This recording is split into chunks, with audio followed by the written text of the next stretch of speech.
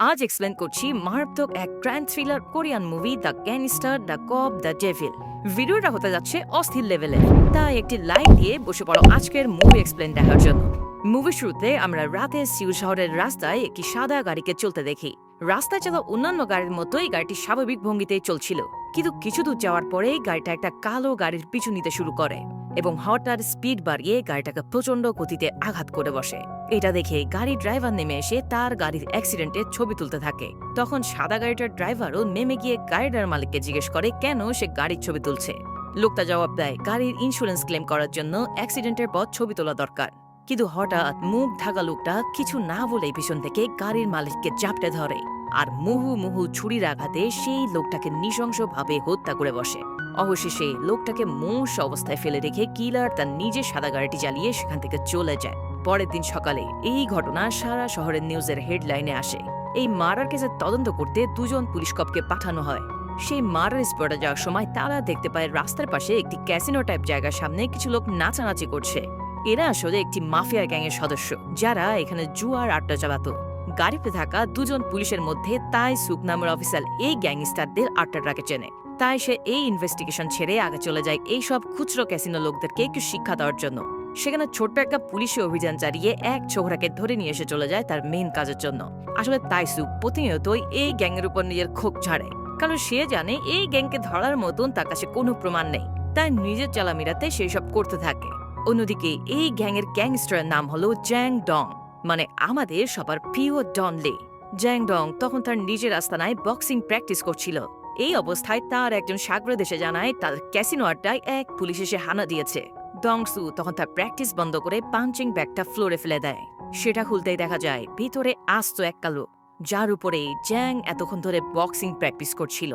মানে বুঝতেই পারছো কি মারাত্মক গ্যাংস্টার এই জ্যাং ডংসু।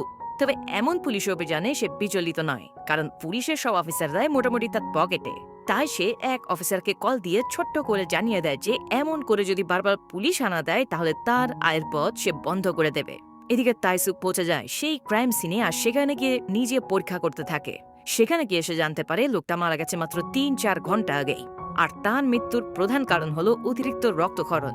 সবকিছু দেখার পর হঠাৎ সে দেখতে পায় গাড়িটার পিছনে আঘাতের দৃশ্য। ব্যাপারটা সন্দেহজনক হলে সে সেটা ছবি তুলে নিয়ে যায় পরবর্তী ইনভেস্টিগেশনের জন্য। অন্যদিকে ডংসুককে দেখা যায় তার বন্ধু কাম পার্টনার স্যাং ডং এর সাথে একটি মিটিংয়ে। মূলত তার বন্ধু এখন আর ডংসুকের সাথে ব্যবসা করতে চাইছে না, সে নিজেই এখন নিজের গ্যাংস্টার টিম বানাবে। এসব কথাবার্তার মধ্যে স্যাং ডং যখন ডংসুকে একটি বাজে কথা বলে ফেলে তখন তার চেলা এসে গ্যাঞ্জাম বাঁধিয়ে দেয়। এতে করে ডংসুক কিছুটা বিব্রত হয় আর নিজের লোককেই এক চটকানা দিয়ে থামিয়ে দেয়। তবে এরপরে সে স্যাংয়ের চামচাকেও শিক্ষা দিতে ছাড়ে না, আর তাই তো তার সামনের 2 দাঁত হাত দিয়ে উপড়ে ফেলে তাকে ফোকলা দাঁতের অধিকারী বানিয়ে দেয়। ভাইরে ভাই, কি লেভেলের গ্যাংস্টার একবার চিন্তা করো। অন্যদিকে ক্রাইম সিন থেকে ফেরার পর তাইসুক আর অন্যান্য পুলিশদের সাথে তাদের ক্যাপ্টেন কেসের ব্যাপারে আলোচনায় বসে। ক্যাপ্টেন সহ বাকি সবার ধারণা যে এই ঘটনা একটি ডাকাতি ছাড়া আর কিছুই নয়, কিন্তু তাইসুক কয়েকটা প্রিভিয়াস কেসের ছবি বের করে দেখিয়ে বলে এই ঘটনাগুলো প্রায় কাছাকাছি।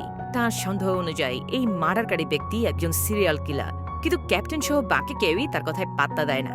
ক্যাপ্টেন উল্টো তাকে বকাঝকা করে বলে এভাবে কেসের কাজে বাগবা দিলে তার প্রমোশন আটকে যাবে। এই কথা শোনার পর তাইসুকো ফাইল রেখে গিয়ে রেগে মেগে সেখান থেকে বের হয়ে যায়। ওদিকে ডংসু সেদিন মিটিং এর পর একা এক গাড়ি চালিয়ে ফিরছিল, কিন্তু আজ তার গাড়িতে ঠিক আগের মতো সেই সিরিয়াল কিলার ধাক্কা দেয় নিজের শিকারের জন্য। সিরিয়াল কিলার আজ এই শহরের সবচেয়ে বড় গ্যাংস্টারকে উড়িয়ে দিতে চলেছে। ডংসু গাড়ি থেকে নেমে ওই লোকটাকে বলে সমস্যা নেই, তুমি চলে যাও। কিন্তু কিসের কি, সে তো পায়ে পাড়া দিয়ে শিকার ধরতে চায়। তাই যেই না ডংসু চলে যাবে ঠিক তখনই লোকটা তার উপরে চড়াও হয়। কিন্তু সে তো আর জানে না যে আজ সে হাত দিয়েছে এই শহরের সবচেয়ে ভয়ঙ্কর মানুষের গায়ে। তাই ডংসু তার আঘাতে আহত হলেও সে ঠিকই ফাইট ব্যাক করে। তবে আকস্মিক হামলায় সে বেশ কিছুটা ক্লান্ত হয়ে পড়ে, আর এই সুযোগে সিরিয়াল কিলার তাকে অনেকগুলো স্ট্যাব করে বসে। এরপর ডংসু সুযোগ বুঝে তার বুকে একটি ছুরি ঢুকিয়ে দেয়, আর এই আঘাতের পর সিরিয়াল কিলার দুর্বল হয়ে পড়ে সেখান থেকে কেচে পড়ে। কিন্তু যাবার সময় সে তার গাড়ি দিয়ে ডংসুকে সজোরে ধাক্কা দিয়ে চলে গেলে গ্যাংস্টার মুমূর্ষু অবস্থায় পড়ে থাকে। জাস্ট চিন্তা করো, সে গ্যাংস্টার গায়ে হাত দিয়েছে, মানে এখন তার লাইফে কি শনি নেমে আসবে সেটা তোমরা অনুমানই করতে পারছো। যাই হোক, ডংসুককে হসপিটালে নিয়ে যাওয়া হয় আর সে মরতে মরতে কোনো মতে সেই যাত্রা নিজের প্রাণ ফিরে পায়। তবে তার টিম মনে করে এই কাণ্ড ঘটিয়েছে ডংসু এর বন্ধু স্যাং। তাই সবাই মিলে এবার স্যাং এর টিমের উপর হামলা করে তাদের প্রতিশোধের জ্বালা মেটায়।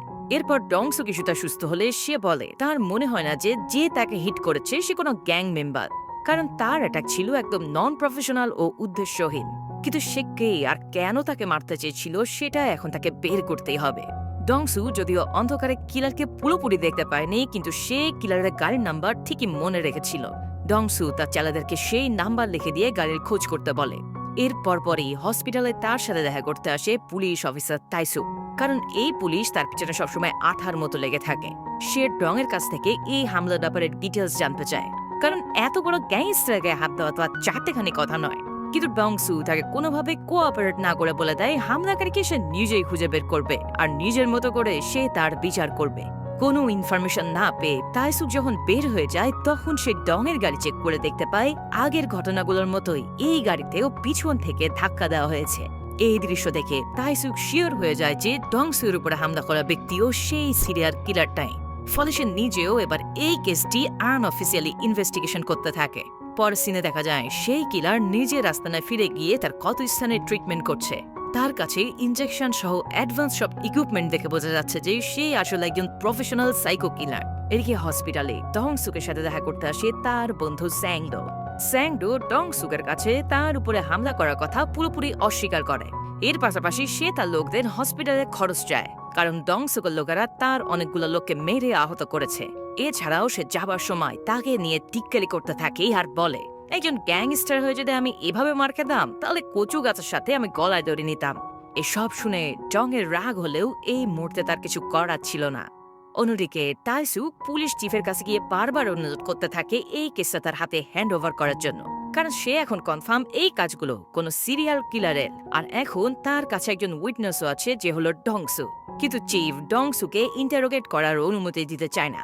তখন তাইসুক তাকে বলে সে জানে চিফ কিভাবে প্রতিদিন ডংসুকের কাছ থেকে টাকা খেয়ে তার অন্যায় কাজগুলোকে প্রশ্রয় দিচ্ছে। এই কথা শোনার পর চিফ তাকে একটি থাপ্পড় মারে এবং রুমের পর্দা নামিয়ে দেয়। এরপর চিফ নিজেই স্বীকার করে নেয় যে সে ডংসুকের কাছ থেকে টাকা খায়, কিন্তু তবুও সে এই মামলায় ডংসুককে উইটনেস হিসেবে হাজির করতে নারাজ। এরপর গ্যাংস্টার পুরোপুরি সুস্থ হয়ে উঠলে সে একজন স্কেচ আর্টিস্টকে ডেকে এনে কিলারের ছবি আঁকতে শুরু করে। অন্ধকার রাতে দেখা ফেসটা ভালোভাবে ব্রিফ করার পর সে মোটামুটি একটি পারফেক্ট ছবি পায়, আর সেটা তার গ্যাংকে দিয়ে বলে, তোমাদের সব কাজ বন্ধ, এখন তোমাদের জাস্ট একটাই কাজ, আর তা হলো এই হালাল পুত্রে খুঁজে বের করা। এদিকে সেই সাইকো কিলার এখনো একের পর এক খুন করে চলছে। সে দেখে গাড়িতে একজন হেল্পার ঘুমিয়েছিল, আর হেল্পার যখনই এই কিলারকে দেখে ফেলে তখন সাইকো কিলার তাকেও নৃশংসভাবে হত্যা করে দেয়। কিন্তু এই ঘটনায় তার ব্যবহার করা ছুরিটি রাস্তায় পড়ে যায়, যেটা এই কেসের মোড় মারাত্মকভাবে ঘুরিয়ে দেয়। অন্যদিকে তাইসুক কিন্তু এখনো মামলার হাল ছাড়েনি। ডংসুর কাছ থেকে ইনফরমেশন পাওয়ার জন্য সে এবার তার জোয়ার আড্ডায় একটি রেড দেয়, যাতে ডংসু তার সাথে কথা বলতে বাধ্য হয়। ডংসুর সাথে দেখা করার পর তাইসুক তাকে ক্যাসিনো ডিলারদের কাছ থেকে রেকর্ড করা স্বীকারোক্তিগুলো শোনায়। এগুলো প্রকাশ হয়ে গেলে ডংসু অ্যারেস্ট হতে পারে, এর উপর তার রেপুটেশনও খারাপ হয়ে যাবে। তাইসুক ডংকে এটাও জানায় যে লোকটা তার উপরে হামলা করেছিল সে কোনো গ্যাং মেম্বার না, বরং সে একজন সিরিয়াল কিলার। যদি তাকে দ্রুত ধরা না যায় তাহলে তার হাতে আরো লোকের প্রাণ যাবে। কিন্তু তবুও ডংসু সেবারের মতো তাকে কোনো হেল্প করতে রাজি হয় না। এদিকে ডংসুর লোকেরা কিলারকে খুঁজতে খুঁজতে রাস্তায় ফেলে যাওয়া সাদা গাড়িটি খুঁজে পায়, যেখানে কিছুদিন আগে সেই একটা লোককে মার্ডার করেছিল। এছাড়াও তারা সেদিনকার ফেলে যাওয়া সেই ছুরিটাও পায়, যেটার মাধ্যমে এবার তারা কোনো না কোনো একটি ফুটপ্রিন্ট পেয়ে যাবে। ডংসু এই ছুরি দেখে বুঝতে পারে এটাই সেই ছুরি যা দিয়ে তার উপরে হামলা করা হয়েছিল। এই সব জিনিস হাতে পাবার পর ডংসু তাইসুককে ফোন করে নিজের আস্তানায় ডেকে নেয়। সেখানে ডং তাইসুককে একটি ডিলের প্রপোজ করে। তার ডিল হলো তারা দুজনাই মিলে এবার এই কিলারকে খুঁজে বের করবে। যে সবার আগে তাকে ধরতে পারবে সে তার বিচারের ব্যবস্থা করবে। মানে যদি ডং তাকে আগে ধরতে পারে তাহলে সে নিজের মতো করে তার চামড়া তুলে মাঝ রাস্তায় ঝুলিয়ে রাখবে, আর যদি তাইসুক তাকে ধরতে পারে তাহলে সে তার মতো আইনগত ব্যবস্থা নেবে। এই কাজের জন্য ডংসুক প্রয়োজনে তাকে সব ইনফো ও টাকা পয়সা দেবে। এমন লোভনীয় অফার শুনে তাইসুক রাজি হয়ে গেলে ডংসু তাকে কিলারের স্কেচ আর কিলারের গাড়িটা চাবি দিয়ে দেয়। তাদের কথা শেষ হয়ে যাওয়ার পর ডংসুক এবার তাইসুককে একটি রেকর্ডিং ডিভাইস দেখায়, যেটায় সে তাদের এতক্ষণ হওয়া কথাবার্তাগুলো রেকর্ড করেছিল। কারণ তাইসুক যেন কখনোই এই ডিল থেকে পিছু না হাঁটে তার জন্য সে এই ব্যবস্থা করে। তাইসুক এই জিনিসটা দেখে প্রচন্ড রেগে সেটা ভেঙে ফেলে। তখন ডংসু মুচকি হেসে তার রুমের মনিটর অন করে, আর দেখা যায় শুধু রেকর্ডিং নয়, তাদের সমস্ত কথাবার্তাগুলো এখানে ভিডিও করা হয়েছে। মানে বুঝতে পারছো, তাইসুক যদি চলে ডালে ডালে, গ্যাংস্টার ডংসু চলে পাতায় পাতায়। এরপর ডংসুর কাছ থেকে চাবি এবং স্কেচ হাতা পাওয়ার পর তাইসুক তার সঙ্গীদের নিয়ে এই কেসের তদন্ত শুরু করে, আর ডংসু এর লোকেরা নিজেদের মতন করে খুঁজতে থাকে এই কিলারকে। তবে এরই মাঝে গ্যাংস্টার ডংসু এক বিরাট কাণ্ড ঘটিয়ে ফেলে। যেহেতু তার কাছে সেই কিলারের ছুরিটা ছিল, তাই সে এবার এটার মারাত্মক এক ব্যবহার করে। সে এই ছুরিটা দিয়ে তার প্রতিদ্বন্দ্বী বন্ধু স্যাংকে মেরে উপরে পাঠিয়ে দেয়, আর ছুরিটাও সেখানে ফেলে আসে। তাই পরের দিন ইনভেস্টিগেশনে ওই ছুরিটার ডিএনএ টেস্ট করে সবাই দেখতে পারে এই ছুরিতে এতদিন ঘটে যাওয়া সব মার্ডার হওয়া ব্যক্তির ডিএনএ পাওয়া গেছে। তার মানে সবাই ভাবতে থাকে স্যাংকেও সেই সিরিয়াল কিলারই হত্যা করেছে। মুহূর্তে সেই নিউজ চারিদিকে ছড়িয়ে পড়ে, আর নিউজটা যখন সাইকো কিলার নিজে দেখে তখনও সে একদম বোকা ছেলে হয়ে যায়, কারণ এই খুন তো সে ভুলেও করেনি। তার মানে নিশ্চয়ই তার সাথে কেউ কোনো খেলা শুরু করেছে। এদিকে তাইসুকো যখন এই কাণ্ড জানতে পারে, তখন কিন্তু সে ঠিকই বুঝে যায় যে এই কাহিনী ঘটিয়েছে গ্যাংস্টার ডংসু। তাই সে ডংসুর অ্যাপার্টমেন্টে গিয়ে তার উপরে হামলা করে বসে। কিন্তু ডং তো একজন পালোয়ান টাইপের গ্যাংস্টার, তাকে মারধর করা অতটা সহজ ব্যাপার না। তাইসুক ডংসুককে মারতে গিয়ে নিজে প্রচন্ড মার খেয়ে বসে। তবে তারপর পরই ডং তার কাছে স্বীকার করে যে হ্যাঁ, সেই স্যাংডোকে হত্যা করেছে। কিন্তু তারা চাইলে দুজনে মিলে এখনো খুনিকে বের করতে পারে। কিন্তু তাইসুক এতটাই রেগেছিল যে সে বলে তাদের ডিল এখানেই শেষ, আর খুনিকে ধরার পর সে ডংসুককে দেখে নেবে। এদিকে সেই মারা যাওয়া গ্যাংস্টারের মেজবানে যখন সবাই হাজির হয়, তখন সেখানে আমরা ওই সিরিয়াল কিলারকেও দেখতে পাই। সে এখানে এসেছে কে তাকে নিয়ে মরণ খেলায় নেমেছে সেটা দেখার জন্য। ডনকে সেখানে দেখতে পেয়ে সিরিয়াল কিলার বুঝে যায় যে এই সেই পাপি যে এই কাণ্ড ঘটিয়ে তাকে ফাঁসিয়েছে। তাই সে যাওয়ার সময় স্যাংয়ের চামচাকে একটি চিরকুট ধরিয়ে দেয়, যেখানে লেখা ছিল আমার ছুরি দিয়ে অন্য কেউ স্যাংকে হত্যা করেছে। কাগজটা বডিগার্ডের হাতে দেওয়ার সময় কিলার দূরে বসে থাকা ডং সুয়ের দিকে ইশারা করে, আর বডিগার্ডও বুঝতে পারে যে ডং সুই স্যাংডোর হত্যার মূল কালপ্রিট। এই ঘটনা জানার পর রক্ত গরম করে তারা চলে যায় গ্যাংস্টার আস্তানায়, আর সেখানে আকস্মিক হামলা করে তাদেরকে কুপকাত করতে থাকে। শুরু হয়ে যায় হামলাকারীদের সাথে তাদের এক তীব্র ফাইটিং। নিজেদের ফাইটিং স্কিলের সাহায্যে দুজনেই বেশিরভাগ লোকদেরকে কাবু করে দেয়। কিন্তু স্যাংডোর সেই বডিগার্ড এসে ডংসুর উপরে ছুরি দিয়ে হামলা করে। ডংসু তাকে ছিটকে ফেলে দেওয়ার পর তার সাথে তাইসুকের ফাইট লেগে যায়। অন্যদিকে ডংসুর উপরে এসে আবারও একজন লোক হামলা করে বসে। ডংসুককে সেই লোকটা প্রায় কাবুই করে দিচ্ছিল, কিন্তু ডংসু কোনোভাবে তাকে চেপে ধরে তার ঘাড় মটকে দেয়। আর অন্যদিকে তাইসুকো স্যাংয়ের সেই বডিগার্ডের বুকের উপরে ছুরি বসিয়ে দেয়। ছুরি দিয়ে লোকটাকে মেরে ফেলার পর তাইসুক বিশ্বাসই করতে পারে না যে সে একজন লোককে এভাবে মেরে ফেলেছে। সে তখন লোকটাকে বাঁচাতে অনেক চেষ্টা করতে থাকে, কিন্তু ডংসুই সে তাকে নর্মাল হতে বলে, কারণ তারা এখন দুজনেই একই পথের লোক। সে তাইসুককে সেখান থেকে চলে যেতে বলে, আর এই জায়গাটা ক্লিন করার দায়িত্ব সে নিজের হাতে তুলে নেয়। তাইসুক সেখান থেকে ফিরে যাওয়ার পর প্রাইমারি ট্রিটমেন্ট শেষে পুলিশ স্টেশনে যায়। সেখানে পুলিশ চিফ তার হাতে কিডন্যাপিং এর কেস তুলে দেয়। তাইসুক কোনোভাবেই এই কেস নিতে চাইছিল না, তো ও চাকরি বাজাতে সিনিয়রের অর্ডার তাকে মানতেই হবে। কিন্তু এই কিডন্যাপারকে ধরতে গিয়ে তার হাতে আসে গুরুত্বপূর্ণ এক ইনফরমেশন। তারা যখন ভিকটিমের মাকে দেখা করতে যায়, তখন তাইসুক তার পার্টনার নিয়ে সেখানে উপস্থিত হয়। লুকিয়ে লুকিয়ে তারা কিডন্যাপারের আসার জন্য অপেক্ষা করতে থাকে। কিন্তু হঠাৎ তাইসুকের চোখ পড়ে ছাদের উপর। সেখানে তাইসুক সেই সিরিয়াল কিলারকে দেখতে পায়, আর দেখা মাত্র সে চিৎকার করে উঠলে কিলার সেখান থেকে নেমে দৌড় দেয়। তাইসুকো তার পার্টনারদেরকে নিয়ে কিলারের পিছনে পাগলের মতো ছুটতে থাকে, কিন্তু সরু অলি অলির মধ্যে দিয়ে দৌড়াতে দৌড়াতে সেই কিলার একদম হাওয়া হয়ে যায়। ফলে তাইসুক সহ 3 জন মিলে অনেক দৌড়ানোর পরেও তাকে আর ধরতে পারে না। এভাবেই সেই কিলার এবার তাইসুকের নাকের ডগা দিয়ে একদম পগার পার হয়ে যায়। কিন্তু কিলারের পেছনে ধাওয়া করতে করতে তারা একটি রেস্টুরেন্টের কাছে গিয়ে পৌঁছায়, যেখান থেকে তাইসুক জানতে পারে কিলার সেখানে খাওয়া দাওয়া করছিল। তাই ফুটপ্রিন্ট পাওয়ার জন্য তারা ড্রিঙ্কের বোতল উদ্ধার করে, আর তাইসুকের ডিএনএ টেস্ট আর ফিঙ্গারপ্রিন্টের জন্য রিপোর্ট পাঠায়। ফরেন্সিক রিপোর্টে কিলারের ফিঙ্গারপ্রিন্ট পাওয়া যায়, যেটা পুলিশের ডাটাবেজে একজন মিসিং পার্সনের সাথে ম্যাচ করে। তাইসুক সেই মিসিং পার্সনের লোকের ঠিকানা গিয়ে জানতে পারে যে লোকটা আগে এখানে বাসা ভাড়া নিয়ে থাকতো। সেই বাসায় গিয়ে তাইসুক দেখতে পায় সেখানে অসংখ্য ফিলোসফি ও সাইকোলজির বইয়ে ভর্তি। সেই সাথে সাথে অনেক ওষুধ আর অন্যান্য জিনিসের সাথে সে কিলারের একটি ফ্যামিলি ফটো খুঁজে পায়। সেই ফটো দেখেই তাইসুক শতভাগ নিশ্চিত হয়ে যায় যে যেই সাইকো কিলারকে তারা এতদিন খুঁজছিল অবশেষে সে তাদেরকে পেতে চলেছে। তবুও সে আরো কনফার্ম হওয়ার জন্য ডং সুককে কিলারের ব্যাপারে জানায় আর কিডন্যাপারের কল রেকর্ড শুনিয়ে আইডেন্টিফাই করতে বলে যে এটাই সে কিলার কিনা। ডং সুকও সেই রেকর্ড শুনে এবং ছবি দেখে আইডেন্টিফাই করে, হ্যাঁ এটাই সেই সাইকো কিলার। এবার ডং সু আর তাইসুক মিলে তাদের পুরো টিম নিয়ে একত্রিত হয়। দুটো টিমেরই একই উদ্দেশ্য, যে কোনো মূল্যে সেই সাইকো কিলারকে ধরে আনা। ডং সু তার টেকনিক্যাল লোকজনদেরকে কাজে লাগিয়ে কিলারের বিস্তারিত পরিচয় বের করে।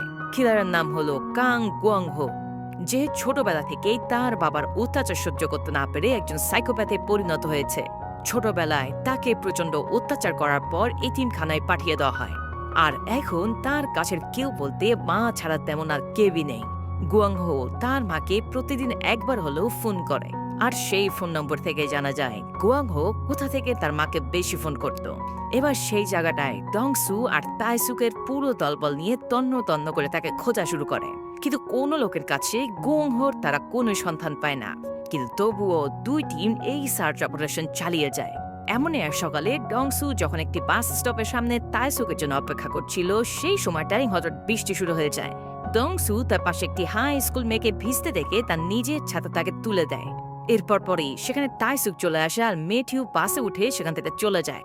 এরপর সেই সন্ধ্যাবেলায় যখন তারা খাওয়া দাওয়া ও আড্ডা করতে ব্যস্ত, তখন হঠাৎ একটি টিভিতে নিউজ দেখতে পায় যাকে আজ সকালে ডংসু ছাতা দিয়েছিল। এই কিলার গুয়াংহো সেই মেয়েটাকে বাস স্টপেজ থেকে একটু দূরে মেরেছে, আর ভিকটিমের লাশের পাশে ডংসুয়ের ছাতাটাও পাওয়া গেছে। টিভিতে এই খবর দেখে ডংসু আর তাইসুকের মাথার রক্ত গরম হয়ে যায়।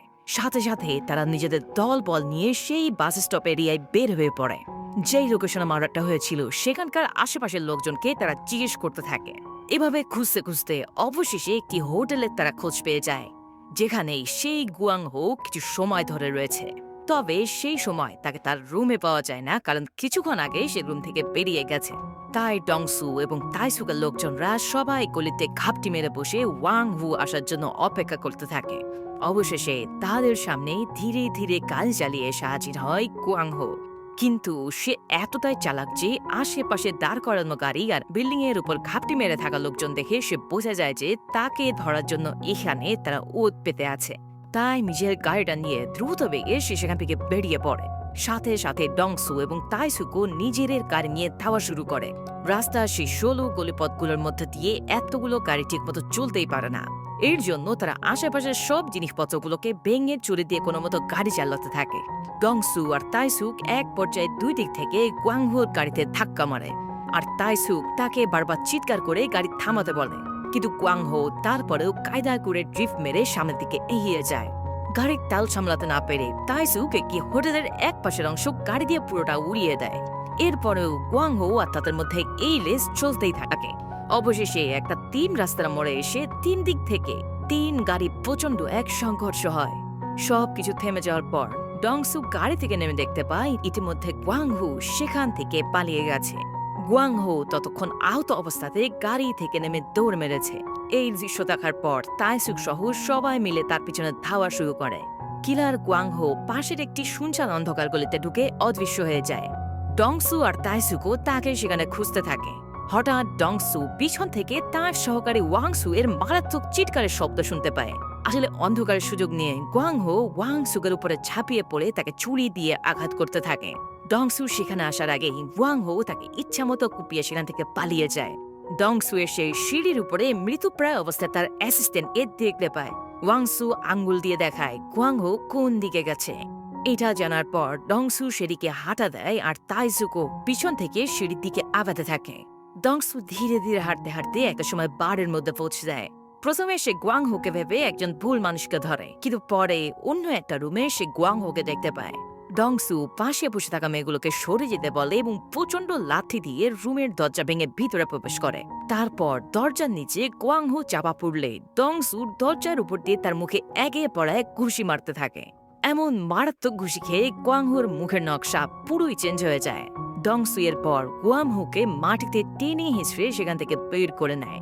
গুয়াংহোকে নিয়ে যাওয়ার সময় তার কাছে তাইসুকের ফোন আসলে সে জানায় গুয়াংহো এখন তার হাতে। গ্যাংস্টার ডংসু গুয়াংহোকে নিজের গাড়িতে বসিয়ে তার আস্তানায় নিয়ে আসে। এরপর সে গোয়াংহুকে বলে, তুই একটু ধৈর্য ধর, এরপরে আমি তোকে কেটে কুচি কুচি করব। আমার উপরে ছুরি দিয়ে হামলা করে তুই তোর জীবনের সবচেয়ে বড় ভুল করেছিস। গোয়াংহো তার কথায় ভয় না পেয়ে বরং বিকট হাসি হাসতে থাকে। সে বলে, এইসব মায়ের খেয়ে আমার কিছুই হবে না, কারণ আমার শরীরে কোনো ব্যথা নেই। তুই যতই পারিস আমাকে আঘাত কর, আমার অনেক মজা লাগছে। এই সব ফাউল কথা শুনে দংসু তখন তাকে আরো কয়েক ঘুষি মেরে তার নাক ফোঁতা করে দেয়। তারপর সে নিজের ধারালো ছুরি বের করে গোয়াংহুর গলায় এক কোপ বসাতে যায়, কিন্তু সাথে সাথে সেখানে সবকিছু ভেঙে একটি গাড়ি ঢুকে পড়ে। আর সেই গাড়িতে সেখানে হাজির হয় তাইসুক। আসলে তাইসুক সিসিটিভি ফুটেজ দেখে এবং লোকেশন ট্রেস করে এখানে চলে এসেছে, কারণ গোয়াংহোর মতন সিরিয়াল কিলারকে ধরে প্রমোশন পাওয়ার সুযোগটা সে হাত ছাড়া পড়বে না। তাইসুক তার গাড়ি দিয়ে ডংসুক আর চেয়ারে বাঁধা গোয়াংহোকে একবারে উড়িয়ে দেয়। দুজনই গাড়ির প্রচন্ড আঘাতে মাটিতে লুটিয়ে পড়ে। এরপর তাইসুক গোয়াংহোকে চেয়ার থেকে মুক্ত করে নিজের সাথে নিয়ে যায়। গোয়াংহোকে অ্যারেস্ট করে পুলিশ স্টেশনে নিয়ে যাওয়ার পর সবাই তাইসুকের দিকে অবাক চোখে তাকিয়ে থাকে। পুরো পুলিশ স্কোয়াড যেই কাজটা করতে ব্যর্থ হয়েছে, তাইসুক সেটাই একাই করে দেখিয়েছে। কিন্তু অ্যারেস্ট করার পর রিমান্ডে যখন গোয়াংহোকে নেওয়া হয়, তখন সে ইনভেস্টিগেটরদের কাছে তার অপরাধ পুরোপুরি অস্বীকার করে। গোয়াংহোকে যখন আদালতে তোলা হয়, সে সেখানেও তার সমস্ত অপরাধের কথা অস্বীকার করতে থাকে। আর তার উকিলও এটা প্রমাণ করতে চায় যে সমস্ত এভিডেন্সের সাথে সরাসরি গোয়াংহুর কোনো যোগসূত্র নেই। কিন্তু এর পরপরই সরকারি পক্ষের উকিল এমন একজন সাক্ষীকে হাজির করে যে পুরো কোর্টের খেলা এবার পুরোই বদলে যায়। আসলে সেই সাক্ষী হলো ডংসুক। ডংসুককে মেরে গোয়াংহুকে নিয়ে যাওয়ার পর তাইসুক যখন দেখতে পায় গোয়াংহু ট্রায়ালে সব অস্বীকার করছে, তখন সে বেশ চিন্তায় পড়ে যায়। ফলে তাইসুক আবারও ডংসুর সাথে দেখা করতে যায় আর তাকে অনুরোধ করে সে যেন কোর্টে গিয়ে গোয়াংহুর বিরুদ্ধে সাক্ষী দেয়। কিন্তু ডংসু তার কথা শুনে উল্টো তাকে মারতে থাকে, কারণ সে ডংসুকের শিকার তার মুখের সামনে থেকে নিয়ে গেছে। আর এখন দেশের আইন অনুসারে তারা তার কিছুই করতে পারছে না। এছাড়াও সে এখন কোর্টে যাওয়া মানে পুলিশ তাকে ক্যাসিনো ব্যবসার অভিযোগে আটক করে রাখবে। ঠিক তখনই তাইসুক তার পকেট থেকে একটি রেকর্ডিং ডিভাইস বের করে শোনায় সেই রেকর্ডিং এর কথা, যেখানে ডংসু স্যাংকে মারার কথা স্বীকার করেছিল। ডংসুককে সে হুমকি দেয় যে যদি সে সাক্ষী না দেয় বা যদি এখন তাইসুককে কোনো ক্ষতি করে, তাহলে এই রেকর্ড সে পাবলিশ করে দেবে। ডংসুক তার এই কথাগুলো শুনে আর উপায় না পেয়ে রাজি হয়ে যায়। কোর্টে ডংসুক আসার পর গোয়াংহোর উকিল প্রথমে আদালতকে অনুরোধ জানায় যে তার সাক্ষী যেন নামা না হয়, কারণ সে নিজেও একজন ক্রিমিনাল। কিন্তু এই মামলায় অনেক বড় একজন সাক্ষী হওয়ার কারণে আদালত তাকে অনুমতি দেয়। ডংসুক বলে, সে আমাকে সরাসরি আঘাত করেছিল এবং আমি তার চাক্ষুষ প্রমাণ। কিন্তু তারপরেও কোর্ট শুধুমাত্র মুখের কথায় বিশ্বাস না করে শক্ত কোনো প্রমাণ দিতে বলে। তখন ডংসুক তার জামা খুলে নিজের শরীরের আঘাতগুলো আদালতকে দেখায়। সে বলে, আমার আঘাতের যে সাইজ সেটা এই ক্রিমিনালের চাকুর সাইজের সাথে মিলে যাবে। আর সেদিন আমি ধস্তাধস্তির এক পর্যায়ে তার বুকেও ছুরি বসিয়ে দিয়েছিলাম। আমি নিশ্চিত সেই দাগ এখনো তার বুকে আছে। এই কথা বলার পর যখন তারা বডি চেক করে, তখন দেখা যায় আসলেই তার বুকেও একটা ছুরির আঘাতের দাগ রয়েছে। এই সব প্রমাণ পাওয়ার পর কোর্ট তখন এই কেসের রায় দেওয়া শুরু করে। সেখানে গোয়াংহুকে তারা ফাঁসিতে ঝুলিয়ে মৃত্যুদণ্ডে দণ্ডিত করে। সেই সাথে সাথে ডংসুকের করা ক্রাইমগুলোর কারণে তাতেও গ্রেফতার করে নিয়ে যাওয়া হয়। এর বেশ কিছুদিন পর গ্যাংস্টার ডংসুককে নিয়ে যাওয়া হয় জেলখানায়। আর সেইখানে দেখা যায় ডংসুককে যেই জেলে রাখা হয়েছিল সেখানেই আধেফেকে রাখা হয়েছে সাইকো কিলার গোয়াংহোকে। ডংসুককে আসতে দেখে তার জানজানু একদম মুখ দিয়ে বের হয়ে যেতে থাকে, আর ডংসুক তাকে দেখে এক শয়তানি হাসি দিয়ে জেলে প্রবেশ করে। তার মানে এখন এই সাইকোপ্যাথের ভাগ্যে কি ঘটতে যাচ্ছে তা তো তোমরা বুঝতেই পারছো। ঠিক এমনই এক চরম মুহূর্ত দিয়ে এই অসাধারণ মুভিটি এখানে শেষ হয়। ভিডিওটি ভালো লেগে থাকলে একটি লাইক করে দিও, আর সেই সাথে সাথে নতুন হয়ে থাকলে চ্যানেলটি সাবস্ক্রাইব করো আরো সুন্দর সুন্দর এক্সপ্লেনের জন্য। সবাই ভালো থাকো, সুস্থ থাকো, ধন্যবাদ।